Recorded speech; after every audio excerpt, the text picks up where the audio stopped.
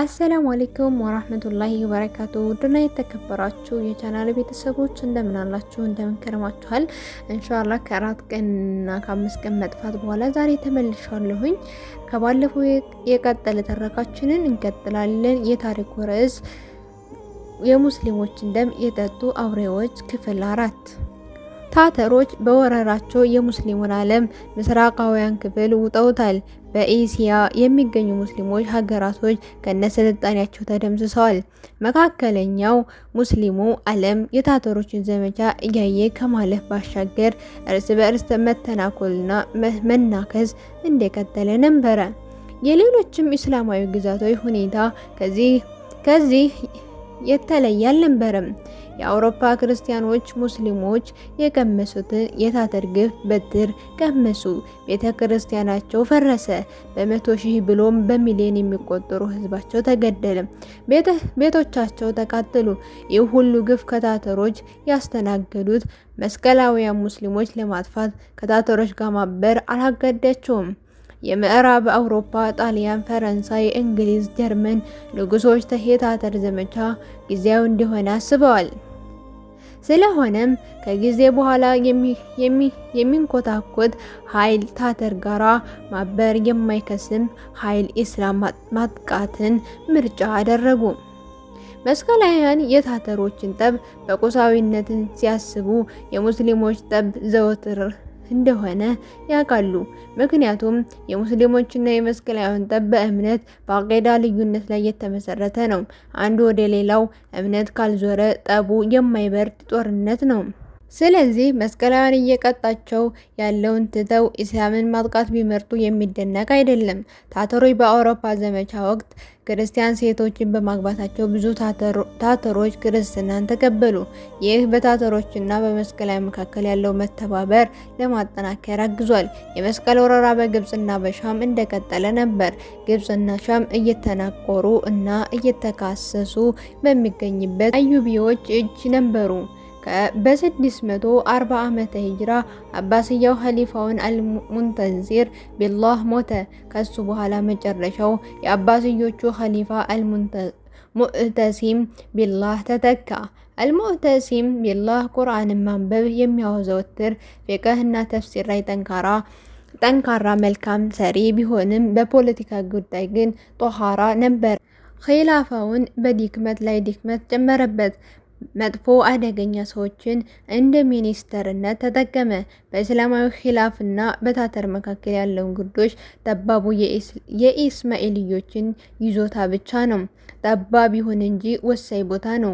ምንም እንኳን እስማኤልዮች እንደ መስቀላውያን ሌላ ጊዜ ታተሮችን ደብዳቤ እየተጻፉ ለሱንዩ ዓለም ያላቸው ጥላቻ ቢያሳዩም ጠንካራ ምሽጋቸውና በጦር የተሳኩ መሆናቸው ታተሮች እረፍት ነሷቸዋል።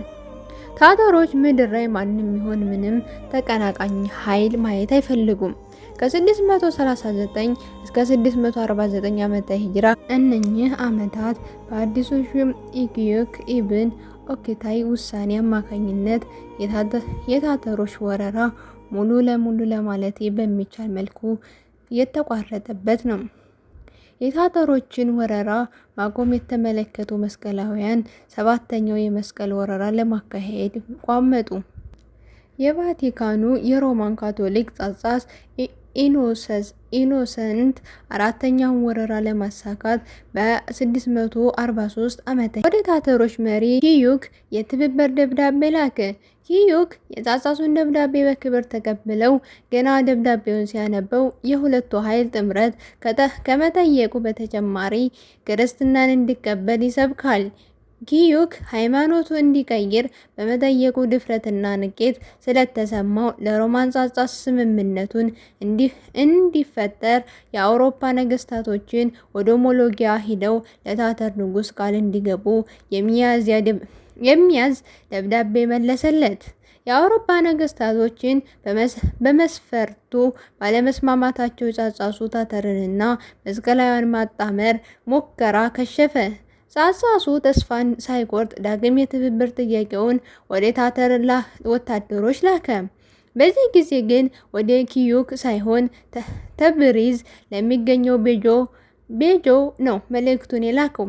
ቤጆ የሙስሊሞችን ደም ማፍሰስ የሚወድ ሰው በላ ጭራቅ መሪ በመሆኑ የአባስዮቹን ኺላፍ የመቆጣጠር ህልሙ ደብዳቤውን በደማቅ አቀባበል ነበር የተረከበው። ቤጆክ ሙስሊሞችን ግብጽና ሻም ላይ ማጥቃት የአባስዮቹን ኺላፍ ከመከላከል ያቅባቸዋል የሚል ግምት ስለነበረው ለጥምረቱ ፈቃደኛ ሆነ። የቤጆ ስምምነት ግን በቂ አልነበረም። ኪዩክ ፈቃደኛ ለመሆኑን የጥምረት ሙከራውን ዳግም አመከነው። በሌላ በኩል በ646 ዓመተ ሂጅራ የፈረንሳዩ ንጉስ ሊዮስ ዘጠነኛው ወደ ግብጽ ለመዝመት በቆጵሮስ ከተማ የመስቀል ጦር በማዘጋጀት ላይ ነበረ። ሉዊስ ከታተሮች ጋር የመጣመር ሙከራቸው እንደከሸፈ ቢያውቅም ተስፋ አልቆረጠም። ሶስተኛውን የመስቀለኞች አምባሳደር የከበሩ ስጦታዎችን አሸክመው ወደ ሞሎጊያ መናሻ ካራኮረም ከተማ ላከ። የሉዊስ ልዑኮች ካራኮረም ሲደርሱ የታተር ንጉስ ኪዩክ ሙቶ በቦታው ባለቤቱ ኦግል ቄሚሽ ተተክታ አገኟት።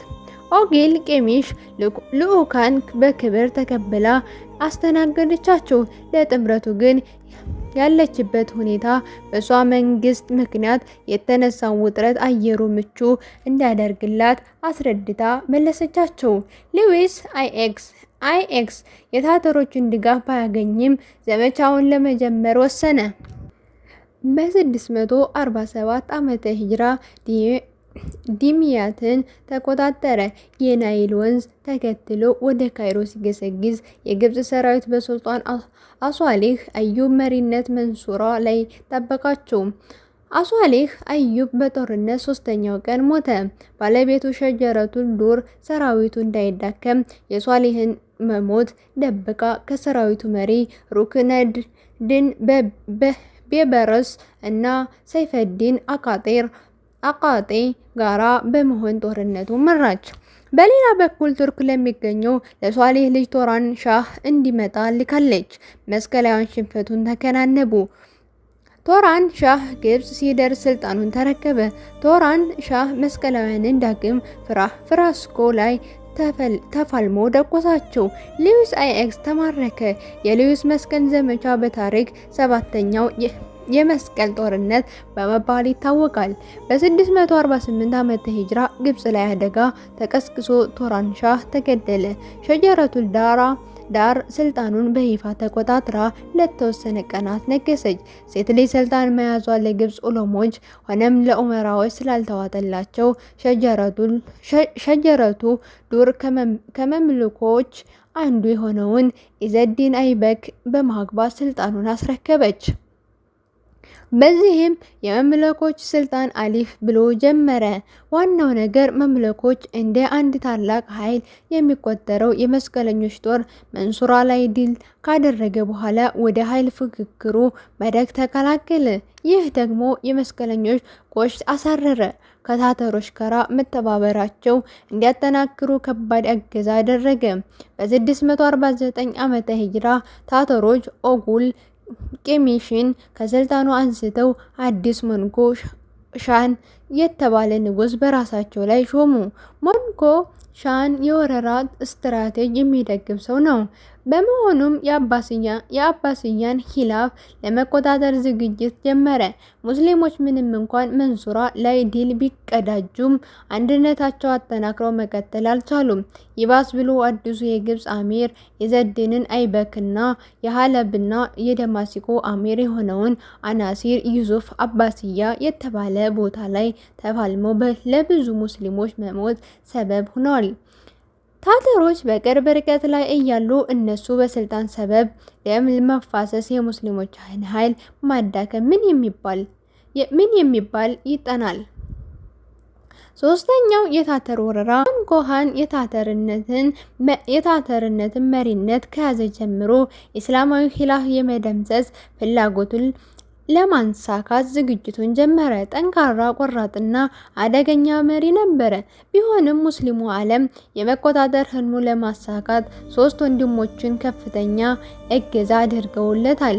ኤርቅ ቦካ የተባለ ወንድሙ ከሞንኮ ኻን ጋራ ከራኮረም በመሆን እንደ ሚኒስተር በመሆን ያግዟል።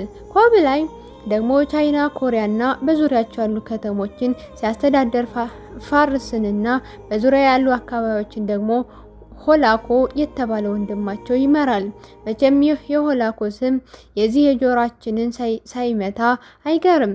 ሆላኮ እጅግ ቆራጥ የኢስላምና የሙስሊሞች ጥላቻ ልቡ ላይ የታጨቀ ርህራሄ የማያውቅ ጭራቅ ነው። የእስላማዊ ኺላፍ ለመደምሰስ በጣም ይመኝ ነበር። ይሄው አሁን ደግሞ ከኺላፋው መነሻ አጎራባች ያሉትን ሀገራቶች አስተዳዳሪ ሆነ። ስለዚህም ምኞቱን ለማሳካት ምቹ አጋጣሚ ነው። የሌለ ኃይሉንና ብልጠቱን ተጠቅሞ ኺላፋውን ለማውደም ጥረቱ ጀመረ። የሱ ጥላቻ ሳይበቃ ልቧ በሙስሊሞች ጥላቻ የታፈነ ጧጋዝ ኻቱን የተባለች ክርስቲያን አውሬ አገባ። ጧጋዝ ኻቱን በአረመኔነትና በእስላም ጥላቻ ፍጹም አትተናነሰውም። የሁለቱ ጭፍን ጥላቻ ተደምሮ ሙስሊሙን የስቃይ አረንቋ በመጥፎ አደጋዎች ሆላኮ ኺላፋውን ለመቆጣጠር የተጠቀመውን ስትራቴጂ ግን ከጉልበት በፊት በጣም በረቀቀና አጀብ የሚያሰኝ ታክቲክ የተሞላበት ነበረ። ሆላኮ ከ649 እስከ 654 ዓመተ ሂጅራ ባሉ 5 ዓመታት ምንም አይነት ጦራዊ ጥቃት አላደረሰም።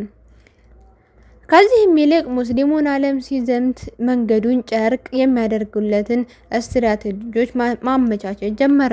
ሆላኮ ከ649 እስከ 654 ዓመተ ሂጅራ ባሉ 5 ዓመታት ምንም አይነት ጦራዊ ጥቃት አላደረሰም። ከዚህ ይልቅ ሙስሊሙን ዓለም ሲዘምት መንገዱን ጨርቅ የሚያደርግለትን ስትራቴጂ ማመቻቸት ጀመረ። 1. ከቻይና እስከ ኢራቅ ያለውን ረዥም አደገኛ መንገድ በምቹ ሁኔታ አሰራ። በተለይ በጣጂኪስታንና በአፍጋኒስታን የሚገኙ አደገኛ አስቸጋሪ መንገዶችን አስተካከለ። ይህም ከዋና ከተማ ጋር ቀጥተኛ ግንኙነት እንዲያደርግና በጦርነት ወቅት ረዳት ኃይሎችን በቀላሉ ያለ ብዙ ድካም እንዲያደርሱለት ያደርጋል። 2. በወንዞችና ሸለቋማ ቦታዎች ላይ በተለያዩ በኢንደስና በጋንደንስ ወንዝ ላይ አስተማማኝ ድልድይ ዘረጋ።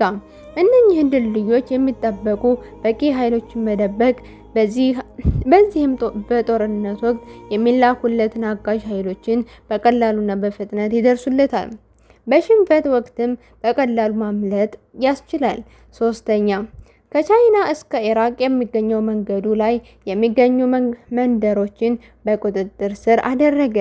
ስለዚህም አጋዥ ኃይልና መሳሪያዎችን በሚልክለት ወቅት ድንገተኛ ጥቃት እንደማይደርስበት ተማመነ። 4. ከባድ ዕቃዎችና መሳሪያዎችን የሚጓዝ በቂ ትራንስፖርት መደበ። 5. በጣም ድንቅና የሆላኮ ፈጣንነት ያሳየ እርምጃዎችን ደግሞ ከቻይና እስከ ኢራቅ ያሉትን መንገድ ዳር የሚገኙና ልቅ ስፍራዎች ላይ የሚገኙ ሳራማ ቦታዎች ላይ ከባድ ጥበቃ በመመደብ የዱር እንስሳትም ሆነ የቤት እንስሳት እንዳይነኩት አደረገ። ይህም ሳሩ በነፃነት እንዲያድግ ያደርገዋል። ይህ ማለት ደግሞ ሰፊ የታተሮች ጦርነት በሚጓዙበት ወቅት መጓጓዣዎችን የምግብ እጥረት እንዳይገጥማቸው ዋስትና ነው ማለት ነው።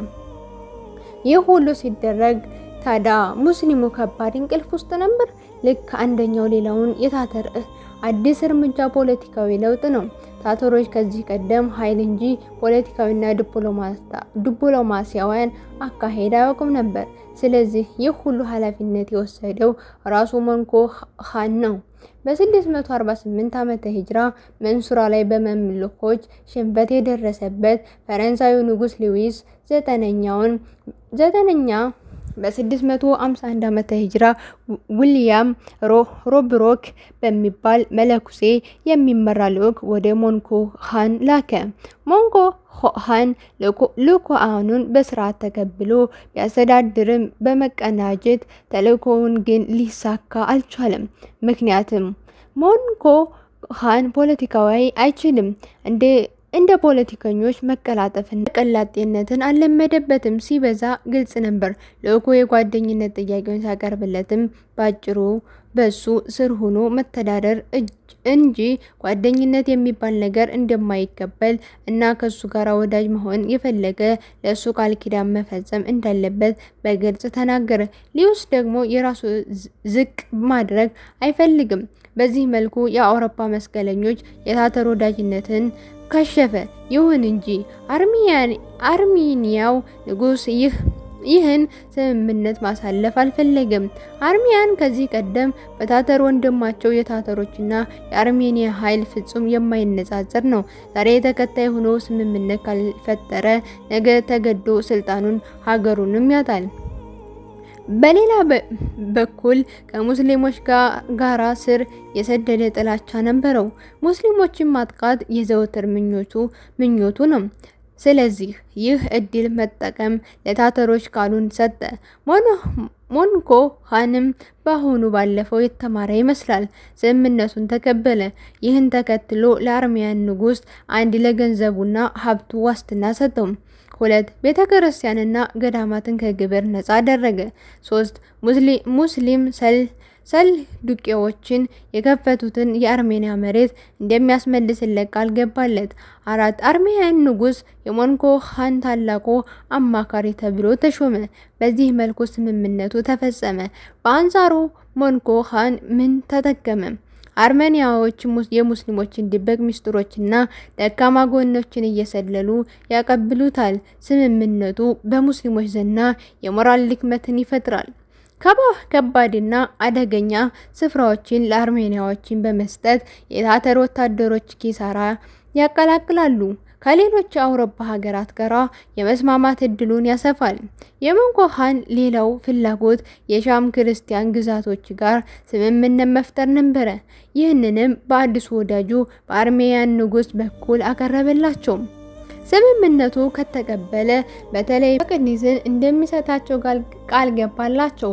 በተለይ መቅዲስ የራሱ ገንዘብ ሆነ ይመስል። በነገራችን ላይ በተለይ መቅዲስ ሶላሃዲን ነፃ ካደረገ በኋላ አዩቦች በ626 ዓመተ ሂጅራ ለመስቀላውያን እንደ ስጦታ ተሰጥቷቸዋል ነበር።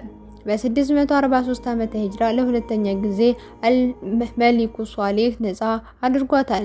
በዚህ መሊኩ የራሱ ያልሆነ ገንዘብ የማይገባ ለመስጠት ተደራደረበት። ቢሆንም ግን ከአንጻኪያው መሪ በስተቀር ሌላው አፈገፈጉ። በእርግጥም ስምምነቱ ይፈልጉታል። ነገር ግን ታተሮች ቃል አባይ መሆናቸውን ከዚህ ቀደም ስላዩ ሊያምኗቸው አልቻሉም። ከዚህም በተጨማሪ ያሉት ኢስላማዊ ሀገራት መካከል ነው። የሙስሊሞች ኃይል ቢደክምም አደገኝነታቸው ግን ከታተሮች ባይበልጥም የሚተናነስ አይደለም። ስለዚህ ከሁለቱ ጎን ሳይሆኑ ድሉ የቀናው ወዳጅነት መፈጠሩ ሞንኮ ኻን በሙስሊሙ መሃል የሚኖሩ ክርስቲያኖች ጋር የድብቅ ስምምነት ፈጠረ። እስካሁን የተገለጹ ስምምነቶች የሚደንቁ አልነበሩም። ቀጣዩ ግን የሚገርሙና የሚያበሽቁ ናቸው። በእርግጥም ለታተሮች ብዙ ለውጥ የለውም። ይህም አንዳንድ ሙስሊሞች አሚሮች ተከታዮቻቸው ጋራ ስምምነት መፍጠራቸው ነው። ይህን ስምምነት ሞንኮ ኻን ራሱ በጣም ስለምናቀው ሆላኮ ነበረ የወከለው። ነህኑ ቀውሙን አዘነላህ ፈኢዘ ብተገይነ ኢዘተ ቢገይሪሂ አዘነላህ። ራሳችንን አሽረፍ፣ አዚዝ፣ ናስር፣ አሲድ እያሉ የሰየሙ እነኚሁ አሚር ተብዬዎች እርስ በርስ በመስማማት እምቢ ብለው ለካፊሮች ጋራ ለስምምነት ያነሷሷቸው አላህ ስለ ሙናፊቆች የተናገረው አይነት እንጂ ሌላ አይመስልም። እነዚያም በልቦቻቸው ውስጥ የንፍቅና በሽታ ያለባቸው ሰዎች የጊዜ መለዋወጥ እንዳያገኘው እንፈራለን የሚሉ ሲሆኑ በእነርሱን ለመረዳት ሲቻሉ ይታያቸዋል። አላህ ድል መንሳት ወይም እርሱ ዘና የሆኑ ነገር ማላገጥ ሊያመጣ በነፍሶቻቸው ውስጥ በደበቁት ነገር ተጸጻቾች ሲሆኑ ተረጋገጠ። ሱረቱል ማኢዳ ቁጥር 52 ሲሉ አሚር በዲሩዲን ሉዕሉዕ የሰልጁቄዎች አሚር የሆኑ ኪካዊስ ሁለተኛ ቀን ልጅ አርሰላን አራተኛ ወደ ሆላኮ በመምጣት ቃላቸውን ሰጡ። የኪካውስ አራተኛ አቀራረብ ዘዴ ግን በጣም ውርደት የተሞላና ታታሮችን የገረመ ነበረ። የሐለብ ኤሌፕና የደማስቆ አሚር አናሲር ዩሱፍ ቃል ገባ። አናሲር የሶላሃዲን አልአዩብ የልጅ ልጅ የስም ሞክሼው ቢሆንም ሞራሉና ወኔው ግን ፍጹም የአንድ ዘር የማይመስል ነው። አናሲር ስምምነቱ ከመፈጠሩ በተጨማሪ ልጁን አልዓዚዝን ከታታሮች ጋር ሆኖ እንዲያገለግል ላከው። ኢና ሊላሂ ወኢና ኢለይሂ ራጂዑን። የሂምሱም አሚር አልሸረፍ ወዳጅነቱን ለማሳየት ሆላኮ ዘና ሄደ። እነኚህ ስምምነቶች ከወንጀልም በላይ ኩፍር ሊባሉ የሚችሉ ናቸው። ሆላኮ እነዚህ ሁሉ ስምምነት በላይ ለኢስላም ሂላፍ እጅግ አደገኛ ከሆነው ሰው ጋር ስምምነት ማድረግ ቻለ። ከኸሊፋው የቅርብ አማካሪ ሚኒስትር ሆነ። ሙአዩድ ዲን ኢብኑ ቃሚ ጋራ ኢብኑል አልቃሚ አቡበክር አስድቅና ዑመር ኢብኑል ኸጣብ በእጅጉ የሚጠላ ሱኒዮችን የማይወድ የሺዓ ተከታይ ነው። በሚኒስተርነት ለ14 ዓመታት አገልግሏል።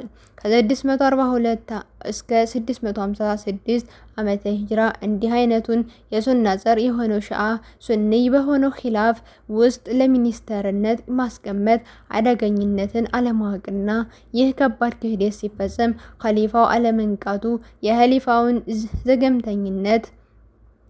ዘገምተኝነት አሊያም ግደለሽነት ፍንትው አድርጎ ያሳየነ። ሆላኮ የኢብኑል ቀይምን የሱኒዮን ዓለም ጥላቻ በመጠቀም የኺላፋውን ደካማ ጎን ሚስጥር ለማወቅ ከመቻሉ በላይ ለኸሊፋው አደገኛ ሀሳብ በማቅረብ መረጃዎችን በማደብሰስ ኺላፋውን እንዲወድቅ ትልቅ አስተዋጽኦ አድርገዋል። ይህ ሁሉ ሲሆን ታዲያ ሙስሊሙ ዓለም በጸጥታ ነበረ የሚመለከተው። እነሱ የሚገባቸው አልመሰላቸውም። ኢና ሊላሂ ወኢና ኢለይሂ ራጂዑን። የሞራል ማላሸቅ ዘመቻ የሆላኮ ሲበዛ በልጥና በጦር ታክቲክ የተካነ ነበረ። እስካሁን ካየናቸው እርምጃዎች በተጨማሪ ሙስሊሙን ለማዳከም ከተጠቀማቸው ዘዴዎች የሞራል ማላሸቅ ቴክኒክ ነው። ሙስሊሙ ዓለም የታታሮችን ጭካኔና አውሬነት ካዩበት የችግስ ካን ዘመቻዎች በኋላ የሚናፈሱ ወሬዎችን ውጭ ብዙም ጥቃት አልደረሰባቸውም። የኦኪታይ ዘመቻዎችን አውሮፓ ያለሙ ስለነበር ወደ 30 ዓመት ገደማ ሙስሊሙ ከታታር ጥቃት ሰለባነት ርቆ ነበር። ይህ ማለት የታታሮችን አረመኔነት የሰማ እንጂ ያላየ ትውልድ አለ ማለት ነው። ስለዚህ ሆላኮ ያን የታታሮችን ተፈሪነት ለማስመለስ ዓላማቸውን ሽብር ከመንዛት ያላለፈ ዓላማ የሌላቸው ዘመቻዎችን ማካሄድ ጀመረ። 650ኛው ዓመተ ሂጅራ ወታደሮችን ወደ ሰሜን ኢራቅ በመላክ ጥቃት አደረሰ። ገደሉ፣ አወደሙ፣ አቃጠሉ። በዚህ ጥቃት በ600 ሺህ ዲናር የሚገመት የኺላፋውን የገበያ ገንዘብ ማረኩ። ይህ ደግሞ የኺላፍ ትልቅ ኪሳራ ነው። ሆላኮ በዚህ ዘመቻ ብዙ ጥቅሞችን አገኘ። አንደኛ፣ የታታሮች ጦር እንደ በፊቱ ሊሸነፍ እንደማይችል አሳየ። ይህ ደግሞ የሙስሊሙ ሞራል ይጎዳል። 2 በተገኘው ገንዘብ ሰራዊት አጠናከረ። 3 በዘመቻው የኢራቅን የመሬት አቀማመጥ አጠና። 4 የሙስሊሙን የጦር ወኔ ዝግጁነት እንዲሁም ስትራቴጂ አወቀ። እነኚህ ዋና ዋናዎች ናቸው። ሌሎች የታታር የሙስሊሞችን ሞራል ለማዳከም የተጠቀሙበት አንዱ ሶሻል ሚዲያዎች ነበረ። በዘመኑ የነበሩ የሶሻል ሚዲያዎች ገጣሚዎችና ጸሐፊዎች ናቸው። ታታሮች በፍጹም ሊሸነፉ እንደማይችሉ፣ ሙስሊሞች ጋር የሌሉ ጦርነት መሳሪያዎች እንዳላቸው እና የመሳሰሉት ወሬዎችን በመንዛት ሙስሊሞች ዘና ያሉትን ታታሮች የማሸነፍ ተስፋ ገደሉት። ልክ ዛሬ አሜሪካ ሀያል እንደሆነችና ልዩ ልዩ የጦር መሳሪያዎች እንዳላት እንደሚወራው ማለት ነው። በጦር መሳሪያ ብርታት ብዛት የምንሸነፍ ይመስላል። ከዚህ በተጨማሪ ገጣሚዎች፣ ጸሐፊዎችና ኪታቦች ውስጥ ከነዟቸው ወሬዎች የሚከተሉት ናቸው። የታተሮች የዓለም ዜና ሁሉ ይደርሳቸዋል። እነሱ ዜና ግን ማንም ጋር አይደርስም። ይህ ማለት ጠንካራ ስላለና የዜና ምንጮች አላቸው ማለት ነው። እንደ ዘመኑ ኤፍቢአይ፣ ሲአይኤ ማለት ነው። ታተሮች እንደ አንድን ከተማ ለመዝመት የፈለጉ የከተማ ሰዎችን ፍጹም ሳያውቁ ይወሯቸዋል። ስለዚህ ሙስሊሙ አሁን ወረዱኝ እያለ በፍርሃት መኖር ጀመረ። የታተር ሴቶች እንደ ወንዶቹ ይዋጋሉ። ከዚያማ የሙስሊም ወንድ የታተር ሴቶችን መፍራት ጀመረ። የታተሮች ፈረስ የእጽዋት ስር በእግሮቻቸው እየቆፈሩ ይመገባሉ። ታተሮች የከብቶችን ይዘው ስለሚሄዱ ረሃብ አይነካቸውም። ታተሮች ሁለበል ናቸው። የሰውም ስጋ ይመገባሉ። ኢንሻአላህ ክፍል 4 ይቀጥላል። ለዚህ ቻናል አዲስ ከሆናችሁ ላይክ፣ ሼር፣ ሰብስክራይብ እያደረጋችሁ እንድታበረታቱ በታላቅ ትህትና እጠይቃለሁ። ውድና የተከበራችሁ የዚህ ቻናል ቤተሰቦች